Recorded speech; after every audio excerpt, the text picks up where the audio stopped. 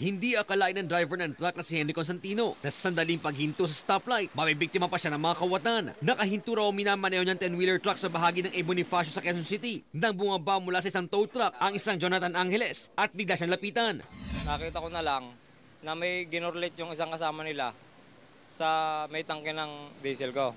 Ngayon, tiningnan ko po, nung nakita ko tumatagas na yung diesel, nag-green naman po. Itatabi ko po yung truck, hindi na po tumabi at namatay na yung makina. At re-requiring nga po. Humingi po sila ng 5.7 sa amin na bayad po sa reker. Itatabi lang daw po nila. Dahil sa gabal daw sa kalsada, hinatak ang kanyang truck pero huminto ito sa balintawak dahil hindi na raw kinaya ng tow truck ang paahon na kalsada. Nakarating sa mga otoridad na nangyari. Nag-disguise ako, tinatanong ko sila kung sino sila. Pinapunta rin sila ng traffic sector 1. Ako happy na sector 1, di ba po?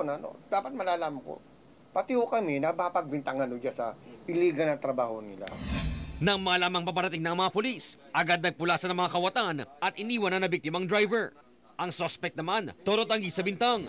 Illegal towing lang ang pagkakalam ko pero hindi ko alam yung ganun ang lakan. Naharap sa patong-patong na kaso ang suspect habang pinaghahanap na rin ng mga otoridad ang 5 pang kasabwat ito. Ryan Ang, News 5.